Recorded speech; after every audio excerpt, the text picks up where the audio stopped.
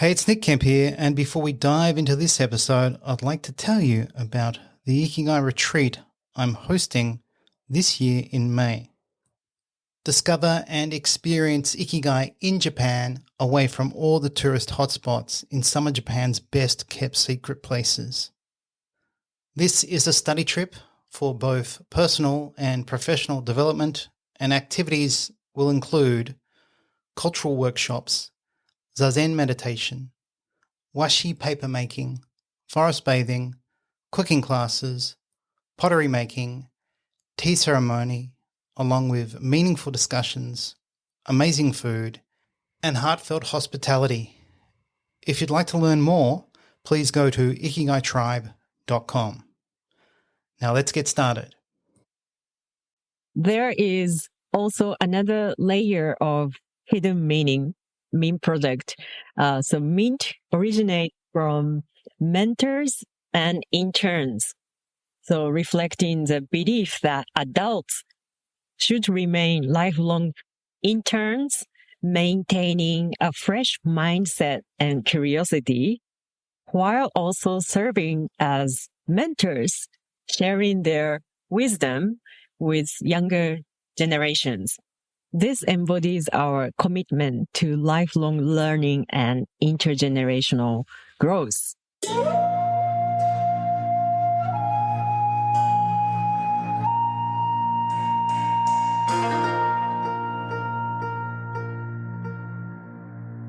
Find your Ikigai at ikigaitribe.com. My guests today on this episode of the Ikigai Podcast are Tomoe Ueyama and Gloria Tam, the founders of Project MINT. Project MINT helps mid to late career professionals redefine their paths by discovering their personal purpose and Ikigai, embracing sustainable careers. Their approach has guided 150 alumni with a 70% successful transitioning rate, helping these people transition to more meaningful roles. Their adult education model, featured in the New York Times, has gained international acclaim. So welcome to the podcast, Tomoe and Gloria. Thank you for joining me today. Thank you, Nick. Thank you so much, Nick, for having us. My pleasure. So let's start off with a jiko shokai, a self-introduction from both of you. So maybe we'll start with you, Tomoe. Yeah, sure. So, hi everyone. I am Tomoe Ueyama, one of the co-founders of Project MINT. And Project MINT is a community aimed at empowering mature professionals to redefine their careers and lives through finding purpose and Ikigai. And I am passionate about reimagining leadership and fostering purpose in an aging society like Japan, where demographic shifts pose unique challenges and opportunities. And just a quick description of Project MINT, because I'm sure quite a lot of people don't know about Project MINT. So Project MINT is a learning community where adults of all ages can rediscover their purpose and transition into more fulfilling roles in society.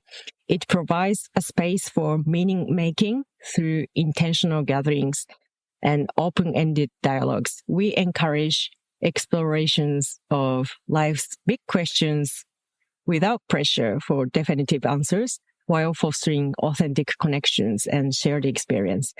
And also I met Gloria when I was in my master's program in the United States, and she helped me a lot to develop this purpose-driven leadership development course. So let's hear from Gloria as well. Fantastic. Sure. Hi, everyone. This is Gloria Tam. I am originally from Hong Kong, from Asia, and now based in the US. So with Tomoe, we co-founded Project MINT to help professionals find their purpose and Ikigai. And it all started in Japan, but we're also trying to evangelize this, right, to become a more global movement. In addition to Project Mint, I also lead the course design function at Harvard University's Division of Continuing Education. So my team there supports 300 plus faculty at Harvard DCE in creating engaging online learning for thousands of lifelong learners.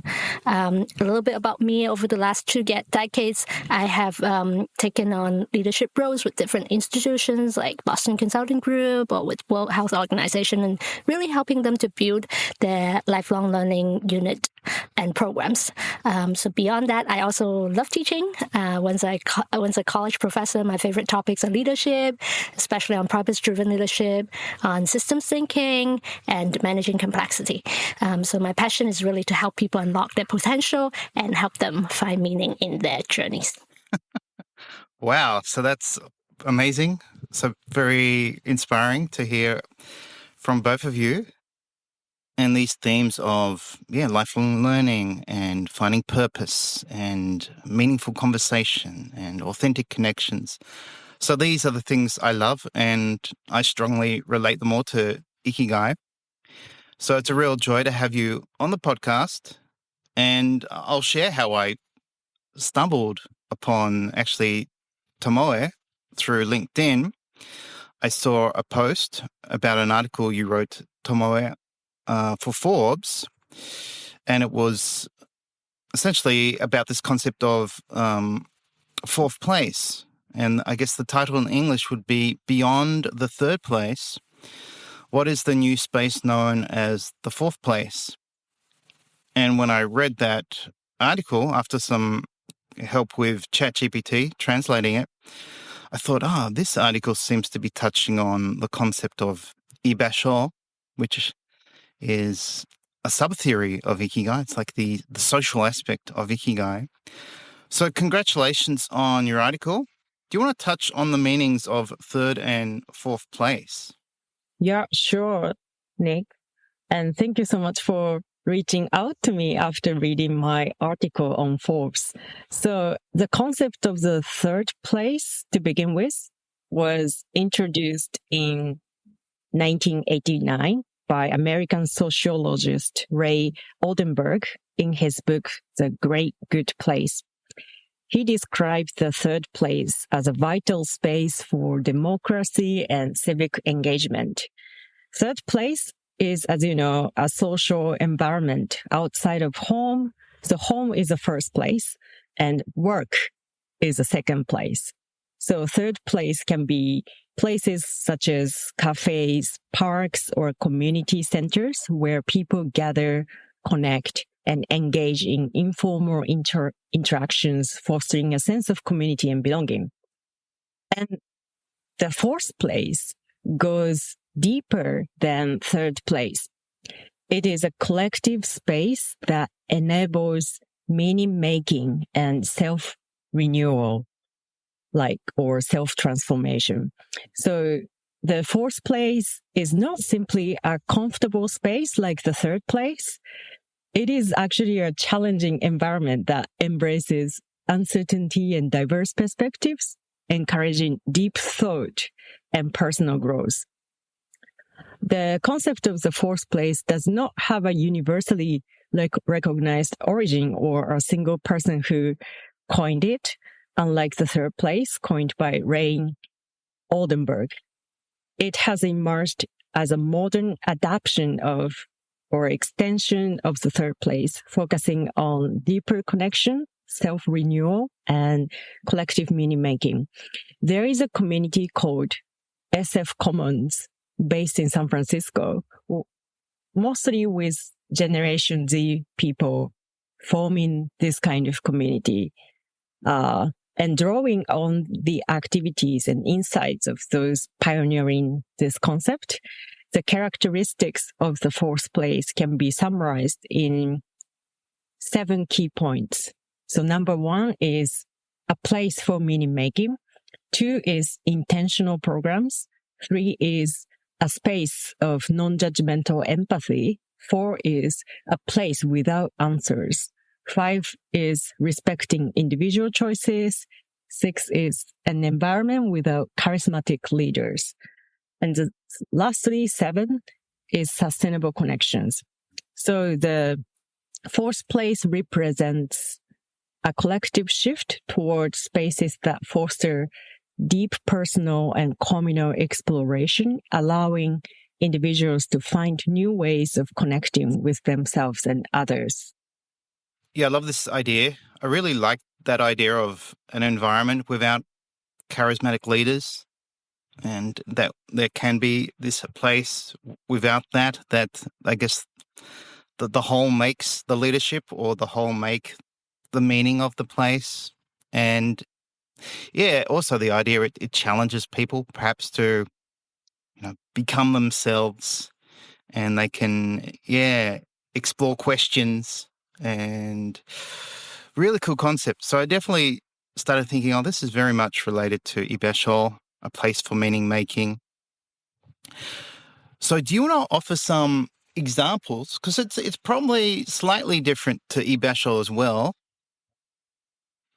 So yeah, would you like to offer some examples of a fourth place? Sure. Yeah.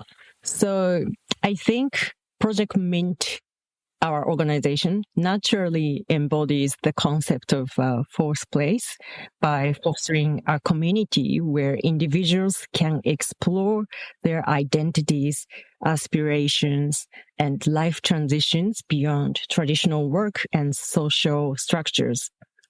For example, Project Mint provides a space for individuals, particularly mid-career and late-career professionals, to redefine their purpose and explore what truly matters to them.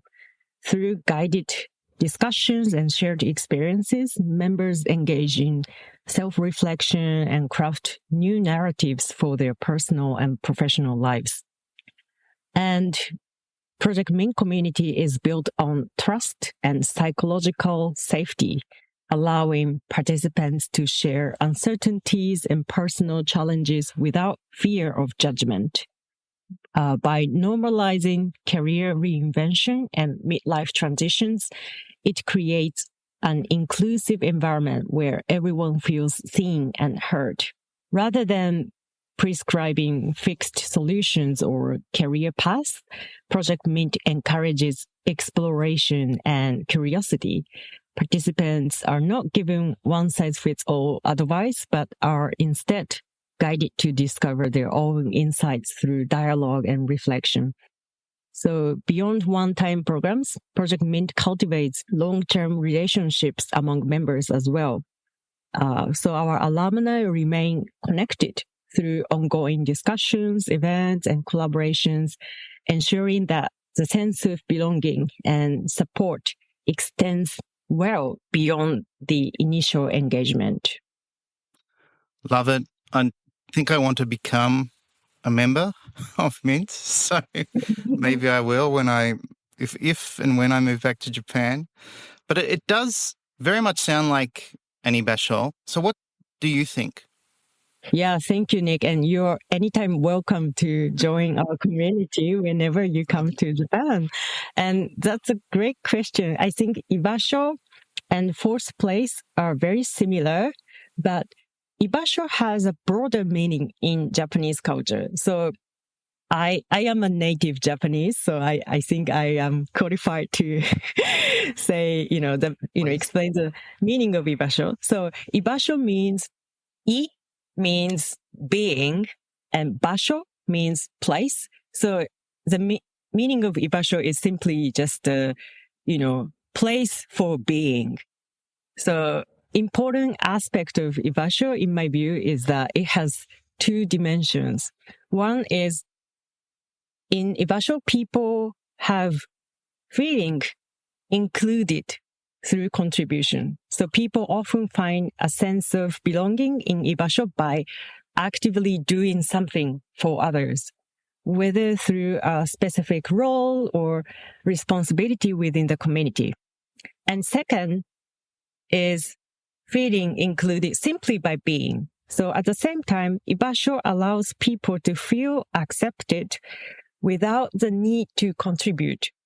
Just by being present at their authentic selves in the community, they are acknowledged and valued by those around them. So Ibasho can be very broad, but our fourth place has intentional elements. So it's a space for meaning making, non-judgmental empathy, and respecting individuals' choices. It provides sustainable connections, but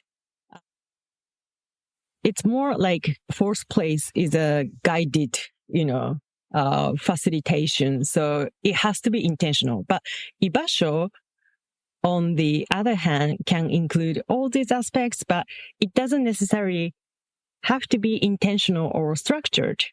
In Japan, ibasho is simply a place where you feel safe, accepted, and like you belong, even if there's no deep conversation or purpose behind it. For example, a teenager hanging out with friends on the street, just being together without saying much, and they keep coming back to the same place. This can still feel like an ibasho. It's more about the feeling of belonging rather than the process of meaning making. So, for example, quite a lot of people find difficult in finding their own ibasho in their first place, second place, for example. Quite a lot of teenagers suffering from finding their sense of belonging at school, for example. But fourth place is a place for them to reflect themselves and how they want to engage with friends and how they want to create relationships with their families or friends. So fourth place really allow them to reflect and think about how they want to be at their first place or second place. Yeah. So, they can, refresh their minds and go back to their original places, first place, second place, and they can be better communicators or relationship builder at their own places. Yeah, I echo with everything Tomoe just said, and just want to add a few more thoughts. First is on the definition. So I personally don't speak Japanese, actually, but by reading ibasho, the word ibasho through the kanji, right, the kanji characters, it may give additional meaning and insight. So the first character in Cantonese, which is my mother tongue, is goi. So goi means just to live, right, or to be in a place, right? And the second set of characters is changsho, which means location. Right, so at its core, ibasho, I think, refers to that it can be one place, it can be multiple places where you may be situated in, or you choose to situate yourself in, right? But when you are there, you really feel you are quote unquote in place, right? That sense of belonging that Tomoe mentioned. So yeah, when someone is seeking for his or her or their ibasho, you can see that sort of the place, the location where they get that belonging sense. The concept of the fourth place, I believe, goes beyond this. It is that intentional space, that space that is curated for personal growth, for deep connection, for renewal. You may feel challenged in a space or in the space, but you have unlimited sort of non-judgmental empathy, right, from the community. You may have a lot of unanswered questions through your self-introspection and group exploration, but then you're also empowered with a lot of autonomy and choices. So that's what the fourth place means to us. The second thing I want to highlight about ibasho is actually a very powerful concept for multi-generation exploration. So for example, the World Bank recently they published a ibasho toolkit that you can download, and there are a lot of showcase examples from Japan, from Nepal, from the Philippines, where ibasho was intentionally fostered, right? So in Japan, for example, after the 2011 tsunami, the elderly community in Ofanato established that Ibasho Cafe, which is a community hub, featuring things like a vegetable garden, farmer's market, a ramen shop, a daycare, an evacuation center, right? So this space actually fosters that kind of intergenerational activities. So for example, we have people teaching traditional crafts to the younger generations. Another great example comes from the Philippines. This is way back in 2013 when the Typhoon Yolanda hits. After that, the community, the elderly took the lead in rebuilding the community, but not just the infrastructure, but also the social connections. So they started like a mobile cafe, they started a farm again, they started a recycling program. And it is these initiatives that really, is not just providing services to the community, but they're empowering the community, the people there to take ownership and cultivate that sense of purpose. So as you can see, Ibasho is more than just like a location or a place in time. It really very beautifully reflects on that spirit of Ikigai, as you mentioned, Nick, earlier, right? Like that meaning and purpose emerge through connection and social contribution. Yeah. It's a fascinating word, yet it's so interesting because it just used to mean whereabouts, as you guys defined it. It's from the verb iru, to exist or to be, and basho, place, and compounded means whereabouts. But now it's become a psychological concept and it's in research papers. And I think it was applied to psychology with some of Japan's problems with students not wanting to go to school because they obviously felt out of place. And then I think it's also tied to the hikikomori problem, where people are withdrawing themselves from society because either, the pressure of work and university or school is too much, so they withdraw themselves from society. And now it's sort of become this concept where can you be yourself and feel social connection, feel accepted, have a sense of belonging. And somewhat related to fourth place, but as you guys noted, fourth place seems to come with more intention, maybe more goal-focused, where ibasho can be that, or it doesn't have to be that. So, I love these words, ikigai, ibasho. They've changed my life. And it's also great to meet people who are intentionally using these words in their business, like you guys. So we'll touch on your business name later and how that includes ikigai. But moving on, you both believe Japan is a prime location for purpose-driven career shifts and intergenerational collaboration. So do you want to touch on why you believe that? Yeah, sure. So I go first. So Japan has one of the world's most rapidly aging populations. And with nearly 30% of its citizens are over 65. And this demographic shift challenges traditional career paths that assume retirement at a fixed age.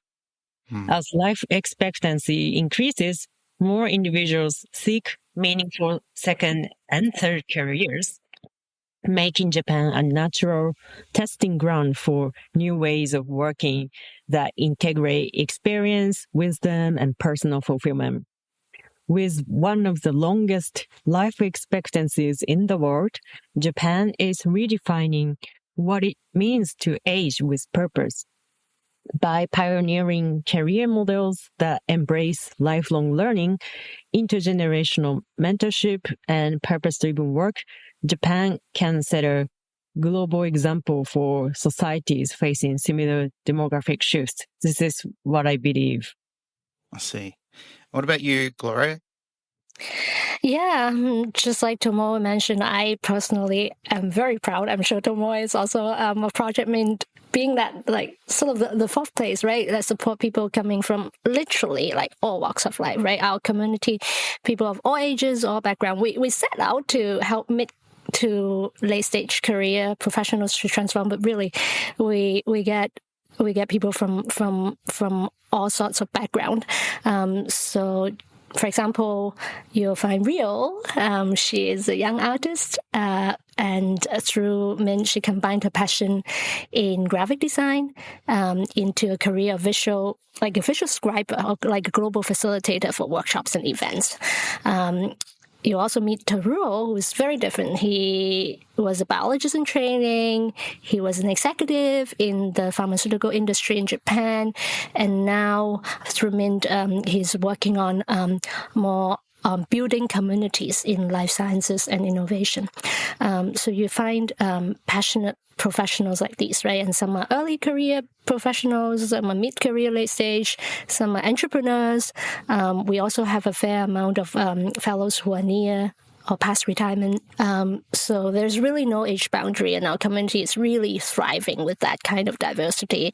And then back to your point, Nick, I think you mentioned intergeneral sort of focus, but also the purpose-driven career exploration. So for that latter piece, we worked very hard to create that space, that safe space for our fellows to explore their personal purpose. So in the program, we would talk about concept of purpose and Ikigai from really influential thought leaders like Nick Craig, which is the author of Leading from Purpose, Bill Burnett on Designing a Life, Simon Sinek, Amy Resnatsky, etc. And as part of that learning journey, which I helped create, we tried to embed a set of toolkit, like introspection toolkit, self-awareness toolkit, to help our fellows understand some of those recurring themes, right, that are happening in their life. For example, we would help our fellows explore their what we call crucible moments, which are challenging or transformative experience in their life that might have defined and reinforced who they are. We would also help them visualize their future through a set of exercises. What Bill Burnett or Dan Evan would say is Odyssey planning. So all these exercises, all these exploration is to help that transformation, and we believe that is key. With little statistics, I think out of the survey, 100% of the fellows who surveyed think they found their purpose and the program had created a transformation in them. This can be the career, it can be the life, or just leadership transformation, but that is sort of our mission going to Project Mint. Wow, it certainly sounds like you're helping a lot of people from different, I guess, walks of life, or people from different in different generations. So that must be exciting. And I guess that leads us to your business name. What does the Mint in Project Mint actually stand for? Sure, I'll share a little bit, and then Tomoe will chime in. So Mint is M-I-N-T, right? Mint in Project Mint, it stands for M meaning Ikigai, and network, and T transform. Right, which pretty much captures everything Tomoe and I said earlier about the essence of community we're building. But beyond the acronym, our mission is really reflected in the green color you see in our website, our logo, and the word Mint itself symbolizes renewal and growth. So that is that fourth space, again, like that self-renewal, that fresh starts, that that breath of new life into our each of our journeys, and that's the kind of space we want to create for this community. Love it. Tomoe, what do you think? Yeah, so there is also another layer of hidden meaning, Mint project. So Mint originates from mentors and interns. So reflecting the belief that adults should remain lifelong interns, maintaining a fresh mindset and curiosity, while also serving as mentors, sharing their wisdom with younger generations. This embodies our commitment to lifelong learning and intergenerational growth. Yeah, I love this idea that you have all these experienced people with knowledge from their profession, but also their own life experience. And they can certainly be very much useful to society and guiding younger generations. It reminds me of a proverb as well. I think it's something like, people begin calligraphy at 80, suggesting that you can always learn something new, even when you're old.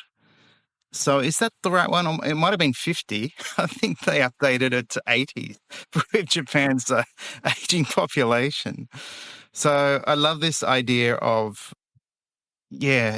anyone at any age can contribute, and they can, start again. They can start a new career or do something and contribute and help each other. So that's, really inspiring. I love that support to each other, and sometimes it doesn't have to be a new career. We have a story of a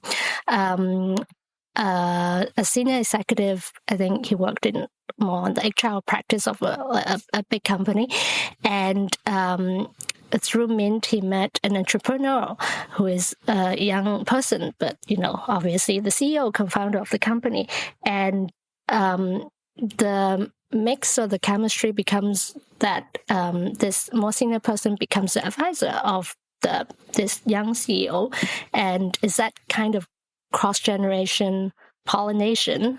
Everyone is learning, everyone is reinventing in this kind of new collaboration.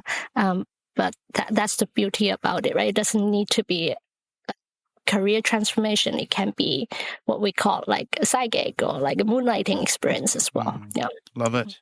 How did you guys meet and what inspired you to work together to create Project Mint? So I met Gloria through a school that I took part in for my master's program, and it's called Minerva University. And Minerva is based in San Francisco, and it's a very interesting university because it has a really cutting-edge, brand new educational method with cutting-edge technology and science-based pedagogy. And I was really interested in studying at Minerva University. So when I completed my master's there, Gloria was working as a faculty in the professional learning team, I believe. And right after I completed my master's, I was thinking about starting new business in Japan to empower mature adults with education. But I wasn't sure what I wanted to do.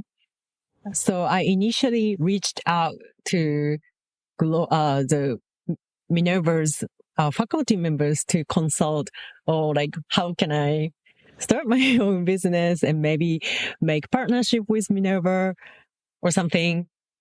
And the person introduced me to Gloria because Gloria was in charge of the professional learning team at Minerva University at that time. And as I discussed with Gloria, what is a problem in Japan and what kind of solutions I really want to tackle.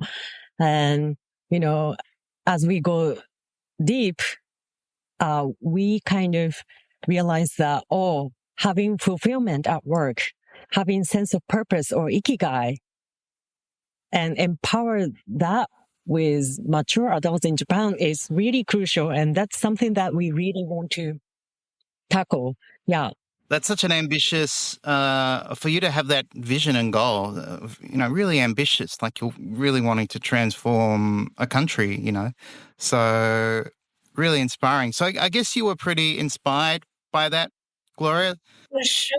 I remember the first conversation was already wow, right? Like this is like how it looks like when someone is, evangelizing her purpose. She really kind of infect people around her as well. So when I first met Tomoe, it is that sort of sense of purpose she has, and the very acute challenge that she see, right? She's telling me these stories of again mid-career professionals at that time. It was our focus.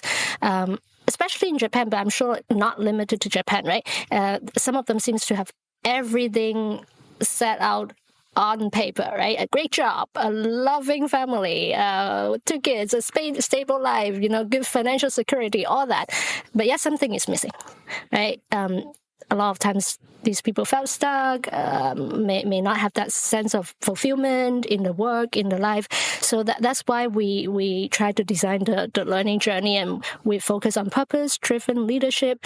But beyond purpose and Ikigai, we also have a curriculum to equip them on leadership transformation as well. So there are things like decision-making, systems thinking, bias mitigation, emotional intelligence, so all that kind of like traditional traditional leadership wisdom to help our fellows having a toolkit to navigate complexity in this world. Yeah. There you go. So really, really ambitious project, and you've succeeded too. So that's something to celebrate. And we have touched on purpose and Ikigai. So would you like to share how you define these terms, and what's the difference between them? Yeah, sure. For me, for purpose, I always love to use the author's Nick Craig's definition, and that's also what we created into our Project Mean curriculum as well. What believe as purpose is that unique and authentic essence that is present throughout your life. So that is that common thread that gives meaning to you. So it can be related to your job or work, but it doesn't have to be. So for example, for me, right, the common thread in my life is solving puzzles. I always say, I love solving puzzles. And it can come from my sort of quote unquote talent, right? I love problem solving. I have the ability, but it also comes from my experience, what I went through, my passion, right? So I derive energy when I'm solving problems. So those are that kind of thread of purpose, and that doesn't change when I change a job, right? Let's say I move from a management consultant in my early careers to now doing course design or becoming a mother, right? That common thread still stays the same. At home, at work, when I work with friends, and when I'm friends, when I work with my coworkers, etc. So I also think purpose is more outward facing, something we always encourage our fellows to share your purpose or evangelize your purpose, right? Once you get clarity on it, be it through your work, your relationships, your broader contributions to the society. So that's purpose for us.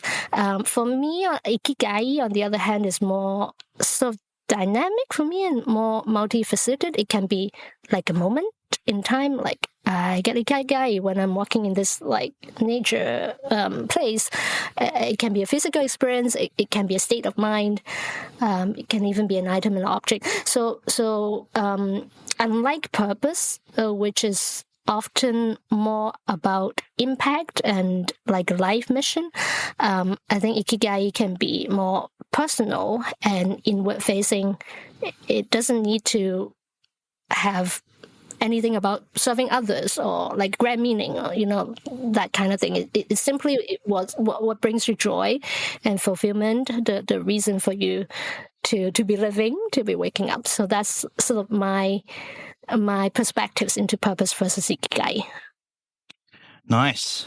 What about you, Tomoe? Purpose and Ikigai. Yeah, so for me, Gloria really explained really well. But I would say purpose is a realization that our actions, whether through work, relationships, or daily activities, doing, contribute to something beyond ourselves. And it emerges when we recognize that what we do benefits others, organizations, or society at large. A sense of purpose is not just about what we do, but why we do it. The deeper motivation that makes our work and life meaningful. Yeah, as work-life longevity extends, we are no longer working just for financial stability, but for mental well-being and sustainable engagement. So a strong sense of purpose keeps us motivated, resilient, and fulfilled over the long term. And it helps us navigate career transitions, avoid burnout, and find deeper satisfaction in our professional and personal lives. So Ikigai is, as Gloria said, so it's more about being. It doesn't have to be something that contributes to society or anything. Mm-hmm. It can be self-pleasure. It can be a really simple daily joy that only serves to oneself, within self. And also, it can also develop, as you develop relationships with someone. So it can be some joy, simple joy shared with someone like family, friends, or it can broaden to communities or societies or organizations. So in a way, Ikigai may become like a means to feel sense of purpose in a way, but Ikigai have more broader sense in a way that, it can also be self-pleasure or something very simple. Yeah, this is my interpretation, if that makes sense. It does make sense. And even Ken Mogi touches on that. You can find Ikigai in the small, in sensory pleasure, or, it can be the pursuit of a life-defining goal. But more often than not, for Japanese, it seems to be things like hobbies or relationships or these small things. And they're not, not really ambitious things. But yeah, it's subjective and deeply personal. So I guess we all get to decide what Ikigai is. And I guess it's also very much tied to feeling that life is worth living. And that includes purpose. So they're definitely relatable. And yeah, Miyako Kamiya, the mother of Ikigai, she touches on like sense of purpose and how a strong sense of purpose is likely to make you feel Ikigai most intensely. And she didn't really say it was a requirement. She does have these other Ikigai needs, but almost like a sense of purpose was like the icing on the Ikigai cake. If you really have this strong sense of purpose in your life, whether it's in relationships or work, you'll feel Ikigai intensely. So they're really interesting questions like, what is purpose? What is Ikigai? So thank you for your perspectives. And it seems like you're really helping people find both purpose and Ikigai with the work you do through Mint. So let's have a chat about the impact you're having, as you mentioned earlier, of those whom you work with. Their goals and aspirations in life become clearer, and that's 100%. And then I also know that after completing your program, 70% actually pursue side jobs or become independent, or they change their career. So that's amazing.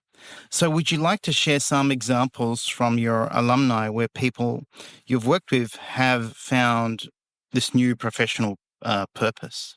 Yeah, sure. So it's been very inspiring to really see firsthand the transformation of our participants.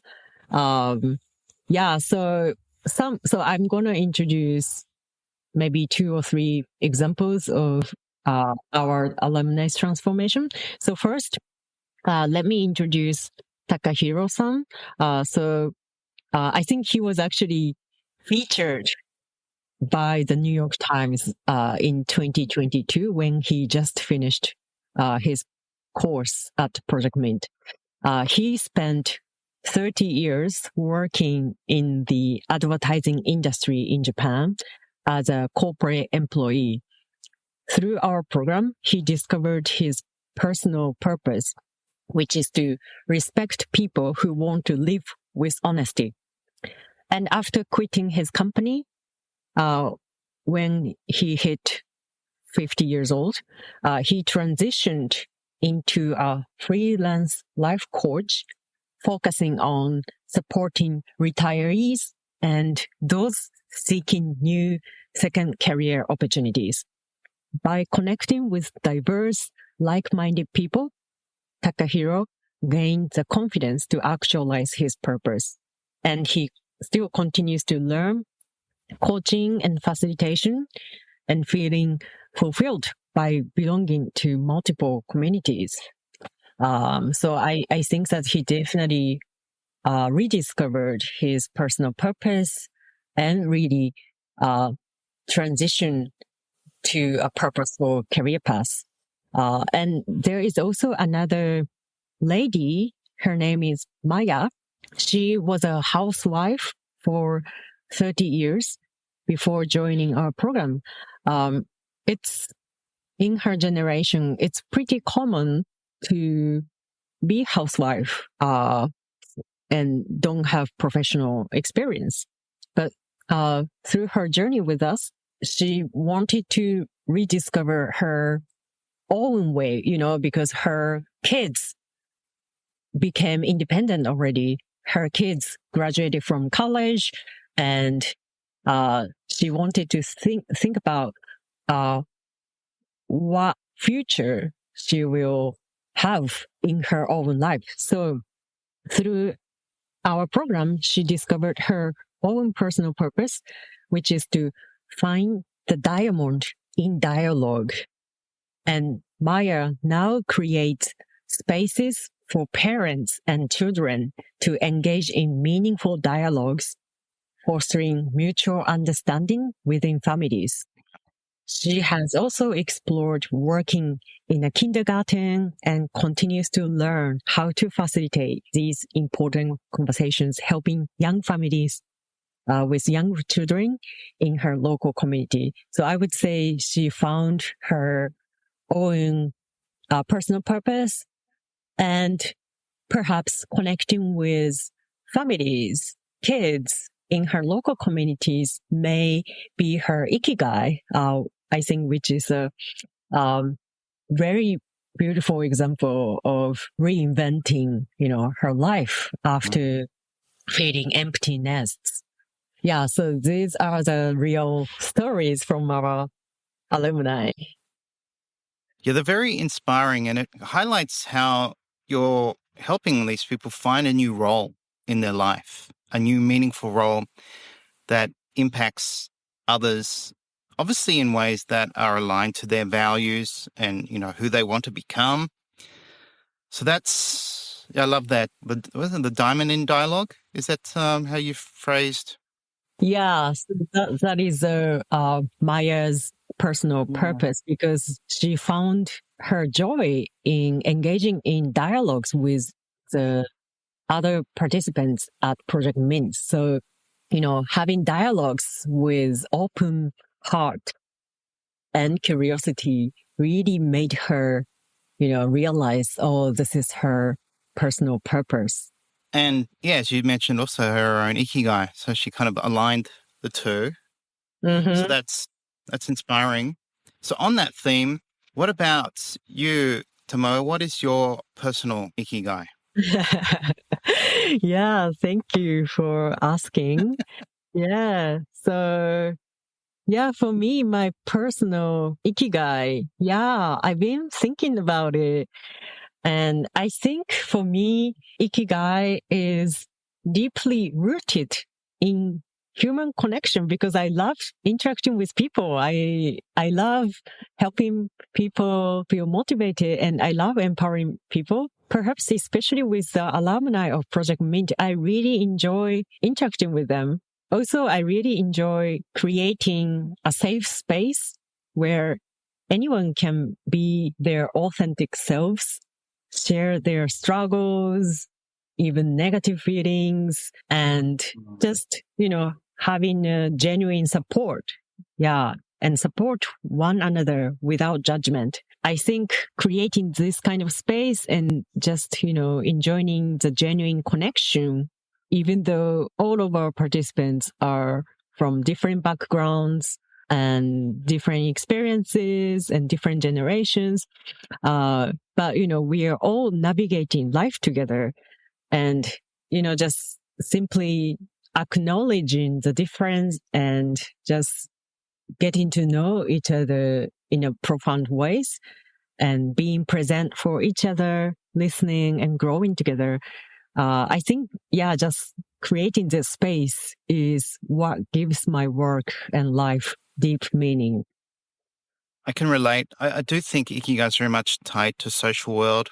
And yeah, for me, ikigai seems to come to life when it's shared or when you meaningfully connect with others and, make new friends, make new relationships. So I guess that's why we were given ears and mouths to talk and have meaningful discussions. So what about you, Gloria? What's your Ikigai? Sure, I guess I'll go back to the earlier discussion about purpose and Ikigai. So my purpose, I feel like, is more sort of well defined, at least like from my perspective. So I always say, okay, it's to solve puzzles, right? But when I say puzzles, it's really like thinking about problems, right? What are the challenges? What are the problems? Especially complex problems, like wicked problems in the society. So the problems that need collective wisdom to resolve. So I feel like that is my purpose, and that is why I work on education and learning. That is why I am interested in, creating this Project Mint community to help people, solve the puzzles, right? Like, and also like getting that collective wisdom in transformation. When it comes to Ikigai, I feel like I'm still more on a journey of exploring, to be honest, right? So for me, I think the moments I really feel closest to Ikigai, like this is why I'm here, that kind of moments are when I'm in a flow, state. And for those who are less familiar with the concept, flow is that feeling of like really being immersed or focused in an activity and like deeply engaged and really get a strong, deep sense of enjoyment.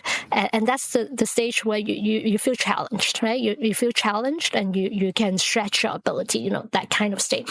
And for those who talk about Ikigai, study that, like you might have also heard Mihaly Csikszentmihalyi. He is the scientist who popularized the term. But the term flow state is also deeply connected to Ikigai. So for me, this is when I feel like I'm working or tackling those big questions in education and innovation, those like, complex puzzles. I often find myself like working really late, right? Like suddenly I stay up all night, 3 a.m., 4 a.m., I'm scrolling, like looking at articles and things like that, completely absorbed and energized in the process. And that's when I feel like, maybe that's why I exist, right? That's my true meaning, the purpose. And so when people say, oh, Ikigai is the reason you wake up in the morning, for me is the reason I stay up at night. But I guess it's the same thing. But I'm still in that life journey of experiencing and embracing Ikigai, and I'm still learning what is my Ikigai. That's a brilliant way to frame it. That's the reason why I stay late at night to continue what you're working on. I might steal that from you. So, but interestingly, one of the first papers I found on Ikigai was related to the flow state and referenced the flow state scale. It was basically saying when you experience the flow state, you in turn experience Ikigai, which then adds to your sense of coherence related to that activity. And the paper's quite complicated. But basically, you feel Ikigai when you're in flow. And that makes life meaningful. And you seem to have the awareness of that after the flow state, because you're enjoying the flow state so much. It's really afterwards you realize, that session or that maybe that's it. in the sports, whatever it is, makes you think, that was great. Life is good. So, flow can certainly make you feel Ikigai, or flow could be Ikigai for sure. So, I love to get in flow. I need to get into a bit more often. But I also really agree with like that theme of connection, and like how flow is a very introspective, for myself, the inner feeling, but how then it translates into also connection, right? The community, that to me is also like how I continue to reinforce the Ikigai, and those different aspects of Ikigai is really important as well.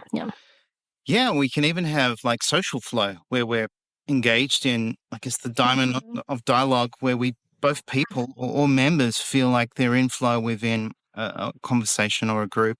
And maybe that's what Ibasho and Fourth Place provide, that social flow, which is so important, especially in this world of this chaotic world of social media and so much of our communication now is done through devices. Mhm. Yeah, I would say, just feeling the sense of oneness, like ittaikan, is also another aspect of Ikigai, I think. Yeah, just, feeling the genuine connection with others. Like we are really understanding each other on a deeper level. And that really creates the sense of harmony. And yeah, I think this is what is something unique about Japanese culture as well.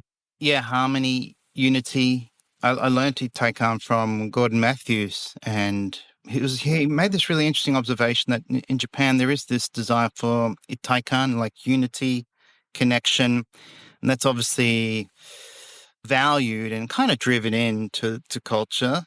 And then in the West, there is this desire for self-expression and self-actualization. But he did note when he interviewed all these Japanese and Americans, some Japanese secretly kind of wanted the freedom to self-actualize. And then some Americans also kind of secretly said, I wish I was more connected to people. So I think we want both. We want this freedom to self-actualize, but we also want to feel like we're part of something, either a community or maybe something bigger than ourselves. So it's so fascinating how Ikigai is subjective and how we can define it from all these different angles. There was one word I wanted to throw at you guys because you are very passionate about your work. And there is the work hatarakigai. So hataraku, the verb to work, and then hatarakigai would be obviously work that's worth doing, work that's meaningful. So is it fair to say that you both experience hatarakigai via Project Mint? For me, yeah, definitely. I would think so. Let's say for me, whenever we have these workshops where the fellows come and, share their personal purpose, and it might be visually through like collage or like it can be a personal statement kind of. Every time when I'm in that part of the workshop for a new cohort of our Project Mint participants, I always feel that sense of hatarakigai. So yeah, definitely. Yes, a resounding yes. Tomoe, for you? Yes, definitely hatarakigai. So for me, hatarakigai is more about feeling a sense of kind of accomplishment. Yeah, so like what I do really contributes to a progress of our business. So this is when I feel hatarakigai. And I feel the most hatarakigai when our alumni makes progress, for example, reinventing their careers or making even a small step toward their purposeful career path. That's when I feel hatarakigai and so proud of them. And also I enjoy learning through working at Project Mint, like my own personal growth. Yeah, like learning about new concepts of self-awareness, new concepts of decision making and effective communication and dialogues. Learning about these fancy new knowledge really make me feel even more curious and like contribute to my self-improvement. And that's also when I feel hatarakigai. Yeah. Love it. I do hope that at some stage in the future, Project Mint and Ikigai Tribe will collaborate on something, and then we can share some hatarakigai and Ikigai together and a sense of purpose. so many things Yes. to share. So, but really inspired by what you guys do and wanting to learn more. So hopefully we can all meet, the three of us. How often do you go to Japan, Gloria? Tomoe and I were talking about a potential trip in maybe summer, May, that time frame. So yeah, I'm hoping to meet Tomoe and you together in Japan, and I guess that will be the midpoint, right? That will be the midway. Yeah, well, I'll definitely be there in May. So if you can get there in May, we can catch up and have a chat in person. Yeah, and I just want to, it may or may not be in the podcast, but I just want to comment on the what you shared earlier about the cultural perspectives of Ikigai, and people start from different starting point, and Japanese may have a more sense of the unity already, but like really yearning for like what is my personal purpose, right? Self-actualization versus like in a lot of Western culture, we actually like people are starting to learn more how to get Ikigai through community, right? That social connection, but beyond oneself. I think that's a really interesting concept, and us being this like cross global group of someone in Melbourne, someone in Japan, and I have Asian background, but being in US, I think that different starting point and bringing the different aspects of Ikigai together for individuals is really powerful. I remember Tomoe and I interviewed a researcher on this part of our Mint Fellow. He studies the concept of regret in life. But through that conversation, he said, like, his perspective of Ikigai is the following, is more like collection of gemstones, right? Like, so there are different ways of, experiencing Ikigai. It can be through that moment, it can be through that flow state, it can be through that connection, it can be through that self-actualization, that purpose theme. And yeah, it is like, I really like his metaphor of gemstones in life, and you can collect gemstones in various different ways, and your culture may show you predominantly one way, but I guess for us is like, how can we evangelize the many different paths and ways so people can experience more Ikigai in their life. So that's what's fascinating when you hear these different interpretations or perspectives on Ikigai. It's like, I've learned something new. So that's a nice way to describe it, a collection of life's gemstones. And even the idea of regret, like I was thinking about this the other day, like why do we regret something and we struggle to let it go? And I kind of realized perhaps it's because it's a loss of potential Ikigai. You had this potential Ikigai, but for whatever reason, you didn't take the opportunity or you're too lazy or whatever happened. And then it's only after you realize, I lost this opportunity, now I regret it. And you realize, it was a loss of Ikigai. Yes, next time when we get together, we'll talk also on regret. Yeah, I believe a lot of these. And also Ikigai, does it have to be related to joy or, fulfillment, or doesn't it transcend beyond, right? Like, so there are these concepts as well. I'm curious to hear more and learn more. Yeah. This conversation could go on and on, but we should finish. So thank you both, Gloria and Tomoe, very much for your time. It was good to connect with you both today. Thank you so much for having us, Nick. My pleasure. So we'll say bye for now, but hopefully our next conversation will be in person. Awesome. Yes, please. Okay. Bye for now. Bye for now. Thank you so much. Thank you, everyone. Thanks. See you.